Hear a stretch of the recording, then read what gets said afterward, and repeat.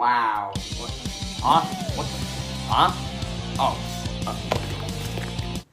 Hello? Who is this? Hey, I heard you were quite the Sonic fan. Yeah. What about it? Well, since I haven't played it well, I was going to review Sonic Unleashed, and I was wondering if you wanted to review it with me. Cool. I'm in. Great, we're reviewing Sonic Unleashed, so I guess we're reviewing it too. Wait, what?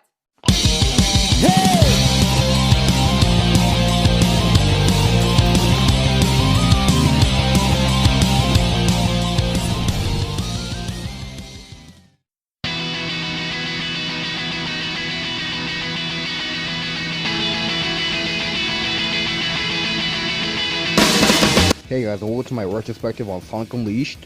But before we start, I have a special guest I want to introduce, so please welcome ft.SuperSonicMikey. Hey guys, ft.SuperSonicMikey here, and thank you, Super Sonic Master, for inviting me into this collaboration. Besides, Sonic Unleashed is one of my most favorite Sonic games of all time. So, to introduce myself, my name is ft.SuperSonicMikey, but you guys can just call me Mikey, but yeah. If you're wondering, if you're able to check out my channel, I make good content. I make gaming videos. Specifically, I'm working on a playthrough of Sonic Colors. I also make Sonic the Hedgehog plush videos. Specifically, I'm working on a Sonic plush series called Sonic Hyperdrive. It's a real good series. And that's all I have to say. So without further Mountain Dew, let's get this retrospective started. It's nice to have you on the show, man. Anyway, if this game is good, and something we could recommend to you, let's find out. Unleashed is a 3D platformer game released back in 2008. Sonic Unleashed was developed to help Sonic recover from that from that accident a few years back. And people were actually getting hyped about it. Until Sonic Team showed the second half of the game, the Werehog. I mean, when I first saw the cover, I thought the Werehog looked really cool. I mean, keep in mind, I was really young back then, so now I just think it looks kinda dumb. Not to mention that, if Sonic Unleashed flopped as bad as Sonic 06, then Sega would have taken a break from Sonic or stopped producing games. Well, goddamn. But, glad that didn't happen. Anyway, why don't you explain your history with this game, Mikey? So, when I first got the game, I originally got it for the PlayStation 2/Wii version because, well, back in the time I didn't have an Xbox or PlayStation, so yeah. I completed it then, and then I felt it was incomplete. So when I first graduated 5th grade, I got a graduation gift, and my graduation gift was a Xbox 360. And I got 3 games: Sonic Unleashed, Sonic Generations, and Sonic 06. But we don't talk about that clobber of crap. So when I first played Unleashed, I was blown away. Like, why didn't I get that? But because there was a lot of differences. Like, they removed all of the levels from Missouri, and they removed Empire City in the Wii version. But basically it has more stages, and I prefer the HD version over the Wii version because it just looks better and plays better, so yeah. Wow, that's pretty interesting history out there.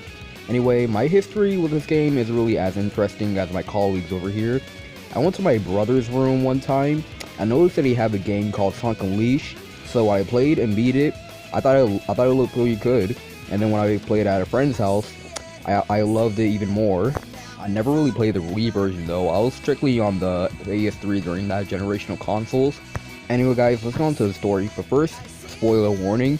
If you haven't played this game yet, or if you plan to, please skip to this part of the video. I'll give you 5 seconds. Care to start off for a plot summary? With pleasure, my dude. The story begins in outer space with Dr. Eggman coming up with another plan to take over planet Earth. And Sonic is not gonna let that happen. So what does he do? He does what he does best, taking down the guy. When Sonic turns into Super Sonic, Eggman surprisingly shows some empathy and remorse for what he's done. This causes Sonic to drop his guard and Eggman to find an opening. That phrase was all over the internet back in 2008. Fun fact, the beta version of this cutscene originally had Sonic's skeleton visible. It was cut from the following game because it was too scary for kids, even though it's not that scary. Anyways, Eggman manages to rip the Chaos Emeralds out of Sonic and use the power to rip the whole world apart. You know what they say, there's no kill like overkill, and goddamn that is overkill. And I guess because he was exposed to Dark Gaia, Sonic turned into a furry. I mean the werehog. Eggman launches Sonic out into space, miraculously not landing in the Earth's core.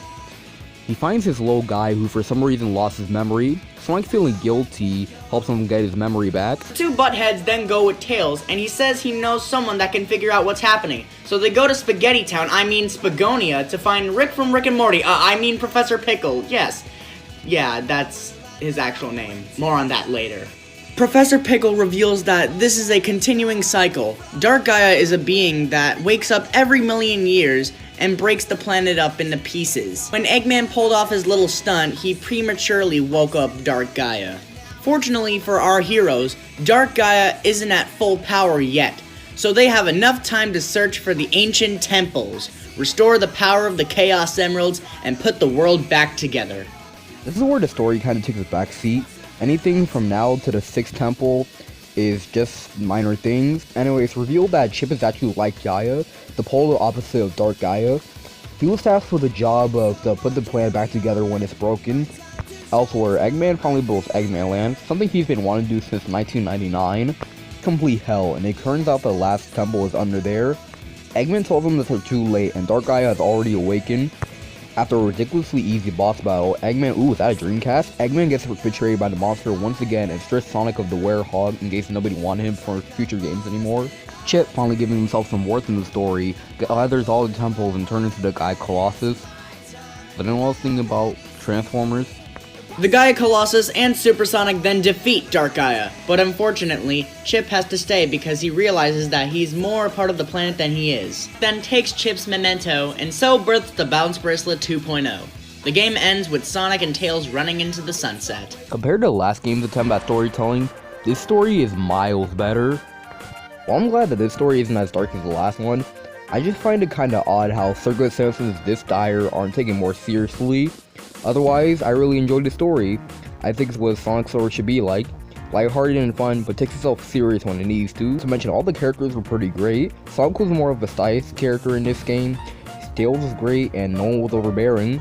Even Amy, surprisingly. The only character I have a problem with is Chip. Until later in the game, his main purpose is just for comic relief. Not to mention, his voice doesn't really fit his role. It's like if you met a grown man and he sounded like this. I agree with everything you just said, but the voice acting gets a big A+ because Jason Griffith is at his fullest, well, along with Sonic and the Black Knight, but that doesn't come out until 2009.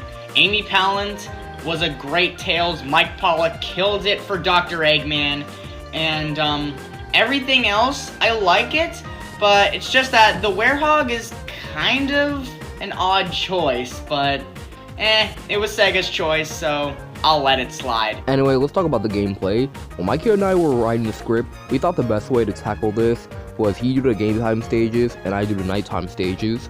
So Mikey, take it away. Daytime levels are just your standard Sonic the Hedgehog levels. He has his adventure moves and he can homing attack. Although here, they kinda oversimplified it. In older games like Adventure 1 or 2, or Heroes, you just had to press a button and boom, he hit an enemy.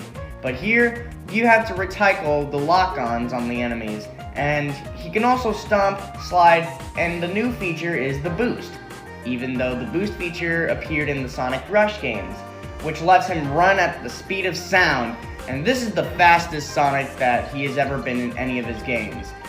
And we never seen him run before like this. I mean, literally. We went from exploration and platforming to just...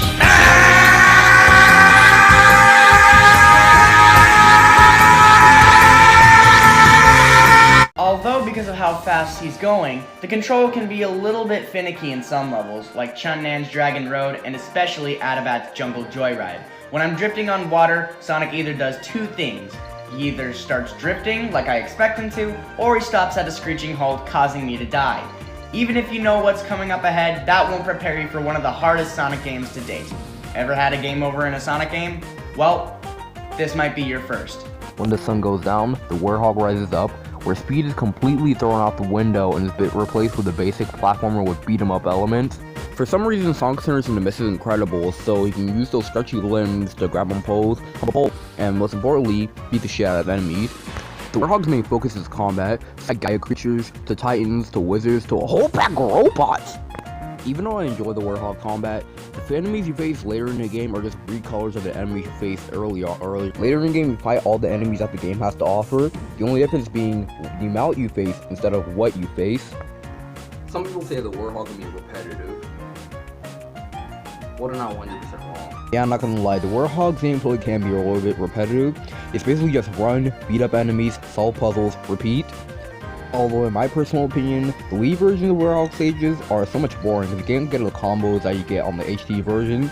But if you watch my top 10 unpopular gaming opinions, then you already know that. Right, every time you beat an enemy, you get XP. At the end of the level, you have the option to level up either the Warhog's combat, unleash, skill, and so on. Personally, I recommend combat and life. And what's really cool is that each time you level up, you get new combos that really makes this a really fun combat system. Even though I enjoy playing as the Warhog, my main complaint is that stages go on for too long. This is how long it could take to beat you a Warhog stage, possibly even longer. The Warhog still has some difficulty in the stages, but it's not because of control, it's more of level design. When I die as a Warhog, it feels like it was my fault. I don't feel like it's the same way with Sonic. Now it's time for what's debatably the worst part of the game, the Sun and Moon medals. Sun and Moon medals are the main collectibles in the game. They're a set of medals that are scattered out in each stage. You need Moon medals to play through the Warhog stages, and you need Sun medals to play through the daytime Sonic stages. It's kinda hard to collect them in the daytime Sonic stages because they are a pain in the ass, because you're going blazing fast, so your first instinct isn't to stop and find them. In the Warhog levels, they're easier to find because it's more slower paced. Personally, I never really had a problem with the Sun and Moon medals. In fact, I choose at the time to look for these, but this goes out for everyone who did. Maybe if they were treated like the Power Stars from Super Mario 64, your end goal objective, maybe people wouldn't be bitching so much. This game also has DLC, the Adventure Pack, if you don't feel like the daytime stages aren't really as hard as they were before. Because I really don't remember this game being as hard as I played it back in 2011. This game was kicking my ass when I replayed it last year, because you move so fast, you don't really have the reflexes to dodge what the game throws at you. And yet I mentioned Eggman Land, the final level of the game. I mean, it's fitting for something that's been in the works since 1998, but goddamn if I didn't lose my sanity when I replayed this. Anyway, before we end this review, let's talk about the graphics. Graphics, in my opinion, are phenomenal, literally. It's so good, like, it's so environmental, especially if you take a look at the stages. Like, if you're just exploring, then it's so freaking good. Oh my god. Yeah, I agree with you. The graphics are just so good. Like, the character models really fits their surroundings, and everything just looks so good. Definitely the best graphics in any Sonic game. I mean, just look at the CGI graphics. It sort of looks like I'm watching a Pixar movie. And you can even see the reflections off of Sonic's shoes. You can tell that a lot of care went into this. Now, for the soundtrack. Yo, Joe! What the hell you doing here, pansy? We're gonna break your legs, Joe. It's for your own good. Come on, guys! Get him!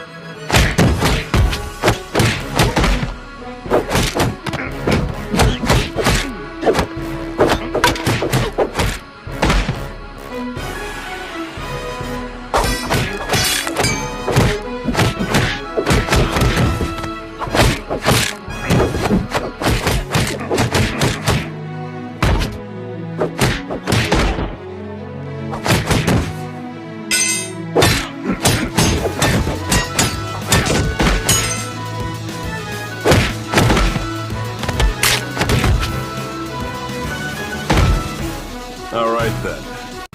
Now, do I even have to say anything about the soundtrack? Okay, I'll say something. Holy shit, this is the best soundtrack that I've ever heard. This is as good as the soundtrack from Sonic 06. It's so orchestral, like, holy shit. For the extra editing. Anyway, I really like the soundtrack. I don't really think it's that good, but it's one of my top 5 favorite Sonic soundtracks. Songs like Jungle Joyride and Rooftop Run are one of my favorites, and even though Eggman Land is the absolute bane of my existence, I do like the song in that level. Okay, I was over-exaggerating, but the soundtrack it's pretty decent. It's really good, actually, so, yeah. So in conclusion, I enjoyed this game as much as I did back in 2011, but here is the difference between my opinion now and back then, the difference is simple. Back then, I loved this game so I didn't get why people hated it. Now, I love this game still, but I can get why people can't stand it. In conclusion, Sonic Unleashed is a really good Sonic game, even though it does have its downsides. From the high-speed gameplay to the amazing cutscenes to the fantastic music and overall, well, good story, I give this game a 9.5 out of 10. Overall, guys, Sonic Unleashed is a pretty fun game, even though my opinion of it has changed slightly. So, Mikey, something you could recommend to the fans? What are my opinions on Sonic Unleashed? It's a good game, and I recommend you play it. Available on the Xbox 360, PlayStation 3, and Nintendo Wii, and PlayStation 2. Even though I love this game, I can't say I recommend it to everyone. The people who are into like beat 'em up style gameplays, I recommend you check this game out. For everyone else, no, it's not really for everyone. So anyway, I want to know what you guys think. Sonic Unleashed will have good opinions to you. Have you played it? And some of you recommend to a friend. Please let me know in the comments below. And ft.SuperSonicMikey, thanks for coming by. Hey guys, ft.SuperSonicMikey here. If you like what you saw, make sure to check out my channel, ft.SuperSonicMikey. I make plush videos along with gaming reviews and animations. I'm currently working on a project called Sonic Hyperdrive. Episode 1 is already out, check it out.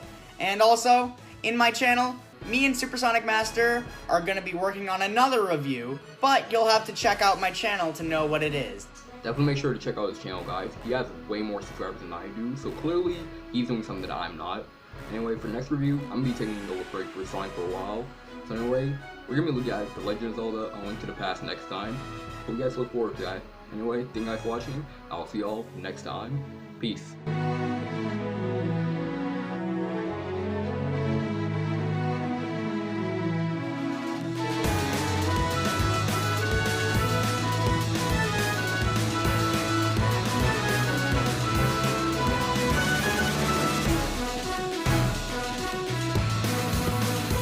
Although my main complaint about the Werehog is how long it takes to beat the level. This is how long it takes